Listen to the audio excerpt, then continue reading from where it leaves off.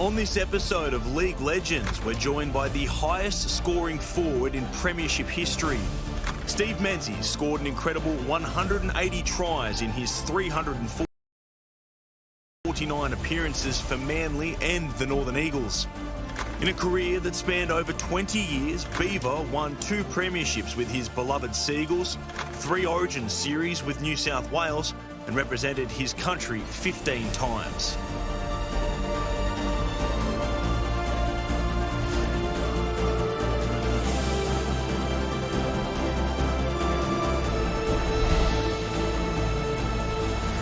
Stephen Beaver Menzies, welcome to League Legends. Thanks for having me.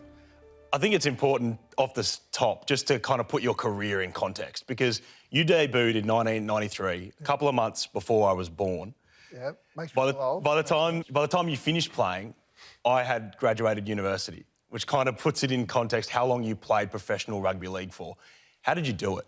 Look, it's just one of those things. I think you gotta love playing. If I could play tomorrow, I'd play tomorrow. It's just one of those things I've always loved doing since I was 7 years old. So you got to enjoy it. You got to have a bit of luck with injuries, and then good genetics to be able to play that long. So it's and a bit of evolution in the game. But just look back and I've been so lucky to play a sport that I would have played for nothing, and got paid doing it. So I've had a good run. You speak about evolution of the game.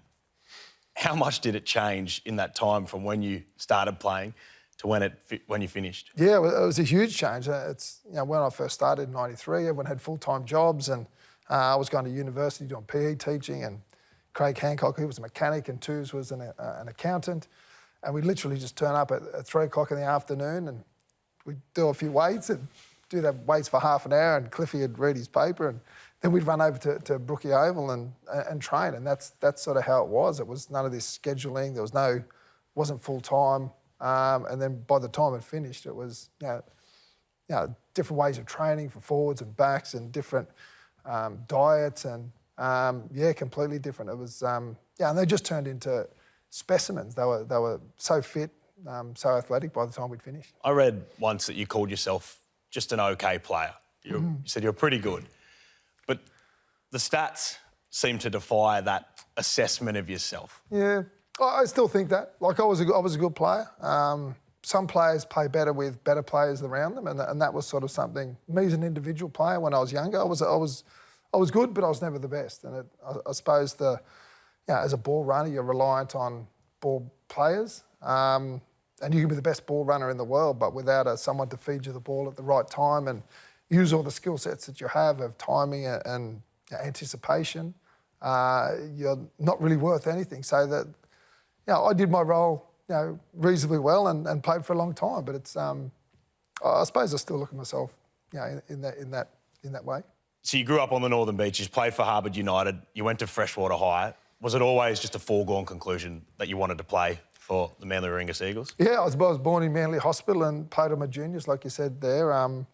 Always wanted to play for Manly. That was just the team. I think I was taken down by my grandma when I was 8 or 9, and she used to sit in the corner there at the old Brookie Oval, and I had the wormhole with the #1 wombat. We used to go and slide down the back of the hill on the cardboard boxes until 5 minutes before kickoff, and then we'd wait and run onto the field and try and touch players. And heaps of vivid memories. And you had a family connection to Manly as well?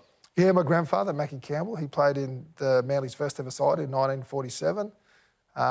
So he used to, obviously, keen interest in my career, and so he'd record every game. When years ago, so whoever we're playing next week, he'd look at if we're playing South next week, he'd have the South game from last year, and he'd say, "Mate, this is what you need to do," and he'd have all the corner post is your best friend, and all these little sayings, and. He was an amazing player in his own right. How did you first get into the Manly system? When did they first kind of spot you and bring you in? I played the junior system, didn't make the under-15s, wasn't good enough to make Harold Matthews, made the SG Ball 17s. It was a little bit after that I was playing in the Manly system, but wasn't signed to the Seagulls.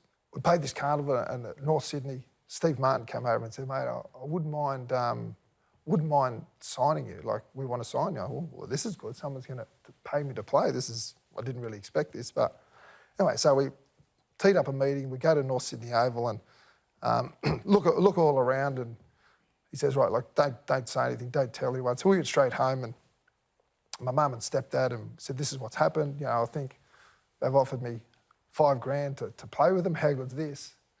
And we got a phone call. It was that night. I hadn't told a soul, I hadn't told anyone. And Mum answered and said, it's for you, Stephen, it's Bob Fulton. Well, like, he had never called me. I picked up the phone and he said, I know you've been to North Sydney. I know they've offered you $5,000. We want to sign you, come and see me tomorrow. And we hadn't told a soul, so I don't know how we knew. It quickly progressed for you then, and suddenly you were running out there in 1993 for your debut to run onto that ground. What was that like? Yeah, it's surreal. You know, you'd grown up watching these players and you don't really feel like you fit in, you don't think you're there. And we played Brisbane on a Friday night, and there was 2 fresh reserves back then, so they used to have, if you played reserve grade, you could sit on the bench and they'd use 2 players. But once you're on, you're on. So I knew I was playing first grade, I was a fresh reserve, and there's some footage there that I only saw years later, that I'm sitting on the bench there, me and Cliffy were the 2 bench players, and these Brisbane players are running out, and I can't remember doing this, but I look at the footage and I'm going, just looking at all these huge Brisbane players that are, you know, thinking, oh my God, what am I going to do? They're first grade players, what am I doing here? It progressed pretty quick from there. Over the next 2 seasons, I think 94 you scored 16 tries. 95 you scored 22 tries. Did it surprise you how quickly you were crossing the line early in your career? Yeah, you don't... Yeah, I suppose that the position that I played was sort of a wide running back rower, so I was second row and I could go the right side or the left side, and my role wasn't to do hit-ups, it was just to be where you needed to be and turn up when you need to turn up, make your tackles. And I always sort of had a knack for timing and anticipation and where to be, and a little bit of speed sort of helps you score tries. By the time you retired from the NRL, 180 tries, 3rd all-time, greatest try-scoring forward ever. Do you let yourself kind of believe that now? Yeah, look, when you retire, you look back and, you know, really proud of everything I've achieved, and, those types of numbers, the number of games and obviously your premierships and how many tries you scored it's pretty cool. You talked before about it's all about combinations and the people around you to allow you to score that many tries, and the great combination was Cliffy Lyoms, who you said you sat next to on the bench for that debut game. What was it about Cliffy and you that worked so well? Cliffy was the greatest I've ever played with. The gap can be off his left shoulder, and then 4 metres out from that gap closes, and I can tuck in on the inside to where the new gap was and just shout, I'm dropping on the inside, or I'm kicking out to the outside, and he would just look at boom, or he'd even turn that, and he would just hit me on the chest. He never once sold me a dummy.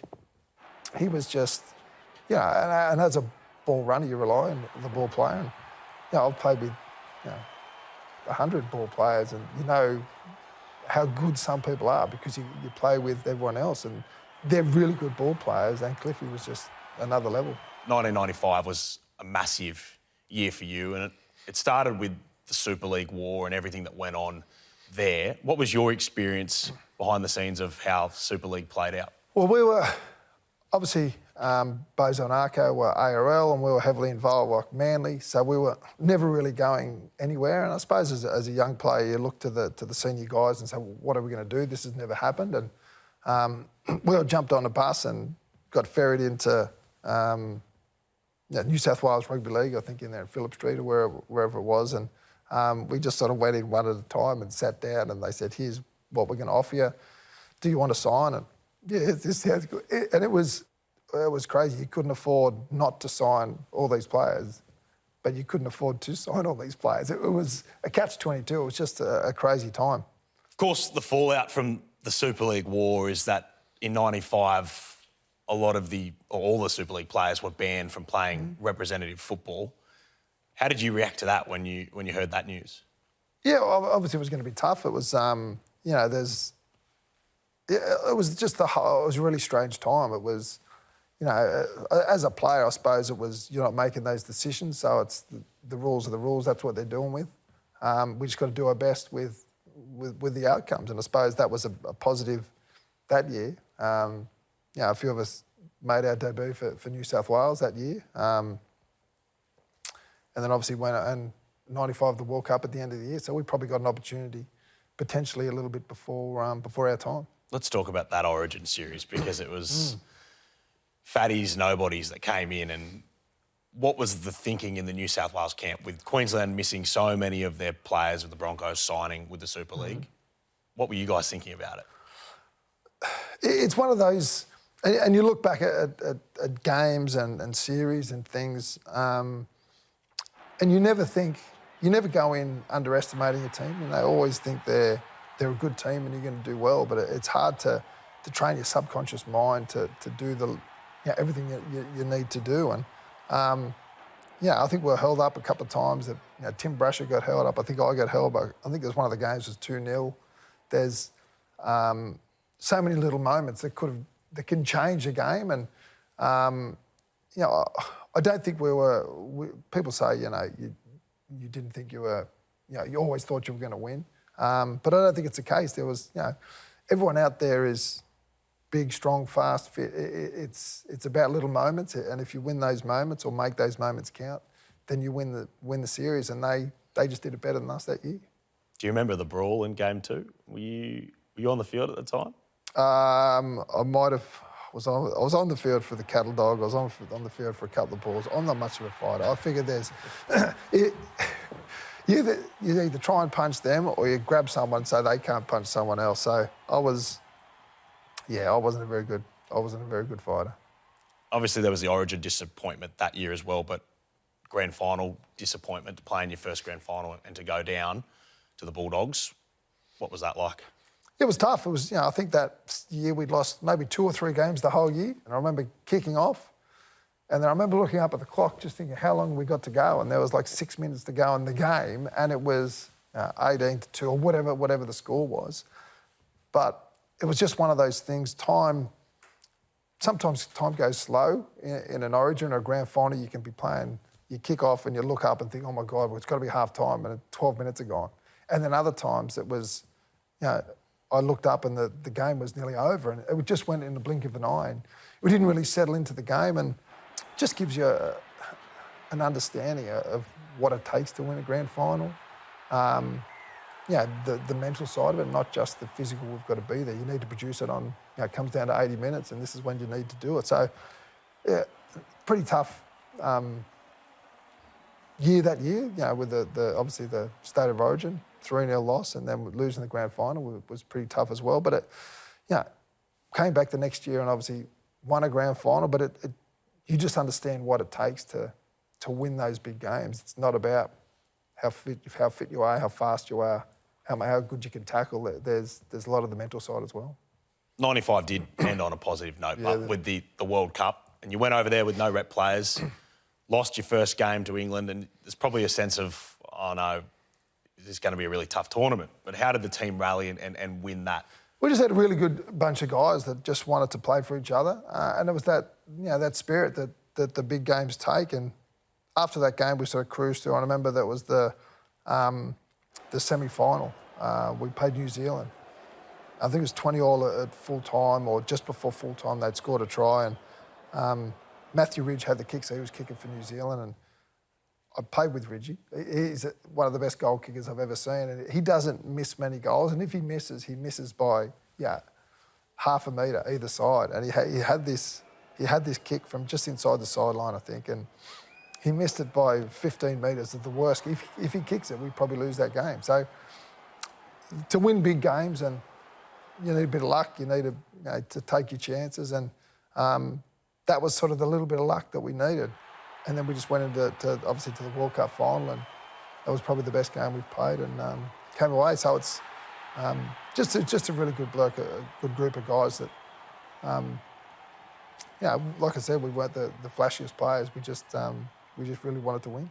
If 95 had its disappointments, 96 was almost a revenge year for you, because Origin came back, clean sweeped, same 17 through the whole series. What was the camaraderie like in that group, and was it a sense of just bulletproof we can't be beaten? Yeah, it was just one of those series that we sort of, after the first game, we sort of said we want to do this with 17 players. It's never been done before, the same 17. Obviously injuries and form potentially gets in the way. But we were able to do that, and it was just determination that we, it wasn't revenge, it wasn't get back, it was how do we take each game, how do we take each minute, what do we need to do this next minute to achieve our goal of winning the series 3-0. If New South Wales wasn't a sense of revenge, was Manly a sense of making up for the tough loss? Yeah, it wasn't. You probably don't really think of last year and during the lead up until afterwards, and you just think, thank God we won it. It's the first feeling you have is of relief that we finally done it. To lose a couple of grand finals would be hard. We're the best team in '95. We're the best team again in '96. To win an Origin series, World Cups are amazing, but to win a grand final, it's if you're a good player, you'll play Origin every year. You'll play for Australia. You can win World Cups, but to win, not even the great player, not every great player gets to win a grand final. So it could be a 2 or 3 year build up to get one chance at 80 minutes. You need to take that chance. You miss out, you might not get another one. It's not like, there's an Origin series on next year. So we knew what it meant that year. We'd lost the year before. Not that it was revenge, but we had used those experiences. And you see so many teams do it. They lose 1 year and come back and they're a bit hungrier. The passion's there, and you get it done. What do you remember from that game? I remember scoring a try. Nick Kossoff took it off and I cut inside late and he popped me the ball. I was about 8 metres out and scored a try just before half-time, I think. I got the worst cork I've ever had in my life. And I look at the footage and everyone's jumping up, cheering, and I've got the worst sour look, and my headgear's covering my head, and I hobbled the next couple of minutes and tried to play the second half strapped up, but made about 10 minutes and then had to come off and just sit on the sideline. But we were just counting down the minutes, the sets. Come on, boys, just hang in there, just keep going. We spoke about the grand final triumph in '96. Then there was the disappointment of '97. Do you remember watching Joey go the blind side and find Darren Albert? Yeah, I was on the other side. Let me say I was on the other side of the field. I wasn't involved. It was in slow motion. I think Hopper's lying on the ground, so he's lying on the play of the ball for starters, and Spud or Nick Kossoff don't chase. Anyway, let's not get into it. It was just surreal.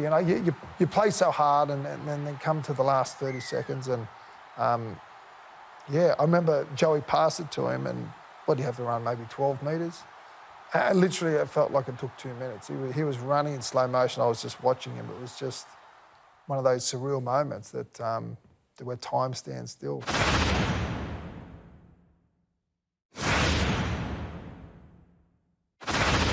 Premiership success now and being competitive for premierships, there was a big gap. Last grand final in '97, the next one you played, 2007. How did the team get back there then? What was that building like? It's like to win a grand final, you can't just put the best players in there. You need, the salary cap, you need a group of senior players, you need some good young kids playing out of their skin. They're just starting their careers, they've got energy, we've got a bit of speed. They've got to believe what the club's about. There's so many factors. You need injuries, you need a bit of luck, you need all these things. And then that's just for 1 year, and you need to do that 2 or 3 years in a row to bring in one player, trade that guy. You need a lot of things in motion. You mentioned salary cap before. Obviously, 2007 you lose to the Melbourne Storm. 3 years later, everyone finds out that they were over the cap. What's your reaction? Yeah, it's disappointing. You still feel like you were the best team, but no one's awarded the premiership, so no one's the best team. Does that sit well with you? Do you think maybe the premiership should have been awarded to the teams that finished second, yourself and Parramatta in 2009? Yeah, I probably think it should. It's hard because there's a whole. You say, well, someone else could have played the grand final, and but then someone might have won in round 4 that should have won against. There's so many other factors. For people that just played that '07 grand final, or some people that just played in the 2009 grand final, they never got to achieve what they did. And if someone else broke the rules, then yeah, I don't see why they can't give it to them. 2008 was a better story. A fairy tale, some would say. First of all, leaving the club and the decision that that would be your last season. How did it all play out with you? Because you weren't ready to stop playing. No. The club had sort of said there's no contract for you at the end of the year. I wanted to stay. I still wanted to play rugby league. I could have looked elsewhere in the NRL. I didn't want to play for anyone else. So I said the only option is to go overseas. So that's sort of the way it panned out. It's the nature of the game. I was so lucky to play 16 seasons with Manly, and at some stage they're going to go, mate, you're getting too old. We're going for someone younger. And it's the business. I'm not unhappy. That's the way it goes, and I'm happy. Leading into the 2008 grand final, a lot of people want the fairy tale. When you're leading into it, do you let yourself think about it, that it could be happening? It's hard. There's more fear of if we don't win this, I'll never get another chance. When I wake up grand final day, it's a long day regardless, but I will never get another chance for this. This is it. So what happens today? It'll either be the worst day of my rugby league life or the best day of my rugby league life. I've thought that 5 times in the 5 grand finals I've played. It's a strange day, grand final day. When did you get the sense that it was a very good day? Maybe after I scored the try. It was, I think it was like 26-0 with 12 minutes to go. I was there with Heath Lestrange and Mark Bryan, and we're sitting there and we were still saying, come on, just one more set, get to the kick. Just never felt like we were just going to run away with it. When you came off, did you think you were done before you went back? Yeah, pretty much. Yeah. So the rotation, it was just one of those things. There was never a plan. You're going to be on because this is what we need to do to win. So I sit on the sideline and then Stevie Maddai got tackled and sort of grabbed his neck and they said, you're on. And then they thought they'd pass the ball to me. Yeah, talk me through it, from bench to the try. I run on the field and I'm sort of saying, where am I going, where am I going? And as I'm sort of running on, I think they're playing the ball. So they play the ball and, they sort of flick me the ball. I'm sort of just getting on the outside of Falau. And as I sort of flick it to Michael Robertson, he's going down the sideline and I'm thinking, he's scored 3 tries. And then I started thinking, oh my God, has anyone ever scored 4 tries in a grand final? If I was him, I would probably try and score 4 tries in a grand final. And then, wow, he's passed it to me. And then I was a little bit behind me and I was just thinking, don't drop it, don't drop it, don't drop it. I'm not sure that's what you should be thinking, but that's, don't drop it, don't drop it, don't drop it. And I sort of caught it behind and spun round and put it down. And then it was like a dream. Just thinking, is this real? Is this happening? So, very surreal moment. Over the course of your 16 years in the NRL, I know you said you didn't want to play for anyone at the end for another club, but were you ever seriously tempted to go elsewhere throughout your entire career? I imagine there was probably money offers. Yeah, I had a couple of good offers to go to the Roosters. I considered to go play with Freddie. 2001, I could have gone to Parramatta. Brian Smith said, come and have a look. And that was a big deal. A lot more money. And that was probably the closest I got. Nearly went to Parramatta in 01. And took me a while to decide. And the night I made my decision, I said, no, I'm staying at Manly, and woke up with a sense of, I know I've done the right thing. To go overseas, there wasn't much money. I could have got more money staying here, but that's not what it was about. Well, you were a cult hero here in the NRL, and there was obviously 2 major things that stood out. The nickname, Beaver, yep, and the famous headgear that you wore in all of your games. I want to start with the nickname. Do you remember the first time you heard it? Someone called you Beaver? No, I've had it since I was 7. I think one of my first footy coaches just said, you look like Beaver. Off Beaver, leave it to Beaver. Can you believe how long it stuck as well? Yeah, I know, yeah, it's crazy. Some, like under 14s or 15s, I'd played with guys for 4 or 5 years, and they said, I don't even know your first name, what is it? I said, it's Stephen. And what about the headgear? Headgear, we just started wearing it when I was maybe 15 or 16. There was about 8 of us just said, let's start wearing headgear. I never got knocked out or any reason to put it on. And we all chucked it on, and 30 seconds into the game, these 7 other headgears get thrown off. This thing's so uncomfortable, and I just left mine on, and next week, grab my mouthguard, grab my boots, grab my headgear, off you go. But I had offers to change headgears, and I'd put these other headgears on and look in the mirror and just go, that looks weird. And then I'd put the helmet on. And back then, I thought it looked better. But now I look and I looked horrendous. So there's a bit of regret. You know, when you have your kids and you look at them, they go, they're so cute, and then you look back and think, oh my God, like, that's what I looked like with my headgear. I thought I looked all right, but I looked terrible. You played over 500 professional games. Was there a game where you didn't wear it, ever? Yeah, one game, we played Parramatta, and I started in the centres. I've never started in the centres. So I said, no, I'm not going to wear the headgear. Years later, actually, a lady that was a huge supporter came with a DVD, said, here's all your tries. There was like 150 odd tries at the time. I'm going through, I thought it was a Sunday, I thought I'd watch these. And so I'm watching all these tries, and this guy zooms over in the corner.